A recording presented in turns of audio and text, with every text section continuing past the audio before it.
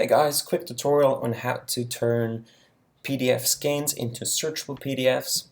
If you have ever scanned pages from a book, you might have wanted to be able to search for text in the document or to even underline or maybe copy paste, which is usually not possible because the scan is simply an image.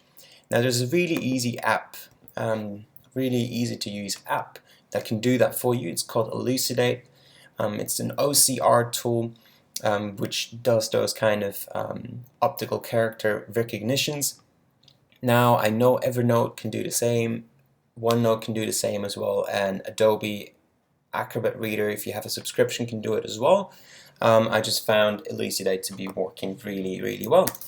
The app is really just a window. There's a few things you want to make sure before you get started. If you go into your preferences, you want to make sure it's set to make searchable, in which case it will analyze the text and you can actually search it, and you can highlight all the things you can do with a normal Word document or normal PDF.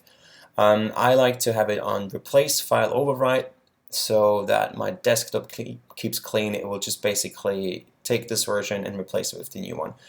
Really all you do is you just drop it in here. It will start the process. The bigger the file, the longer it takes, obviously. This is an example. It shouldn't take too long, just a couple of seconds. If I have a lot of files, you can actually drag and drop them all together and it will run through them one by one.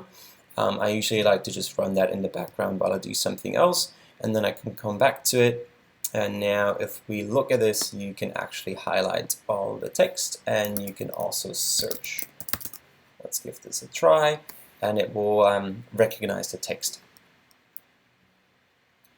What I now like to do as a bonus step, that is already really helpful. The way I keep them organized, you can either keep them organized in Google Drive, any of the Dropbox, all online storage will work well. I like to use iBooks because it syncs personal PDFs between my iPad and my Mac.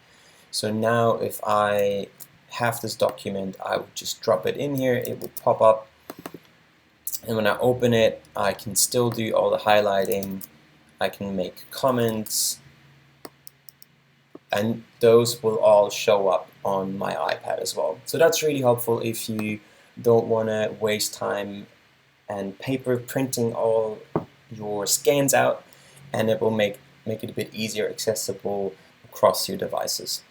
The same thing doesn't unfortunately work with Kindle, because Kindle doesn't allow you to upload personal documents. You may be able to open them on one device, but it won't do the syncing, whereas iBooks syncs it across devices. Google Books has a function where you can do that as well, if I'm not mistaken. I've just been having troubles to getting that one set up, which is why I stuck with the original app, iBooks from Apple. Yeah, that was it. I hope that was helpful. Happy studying.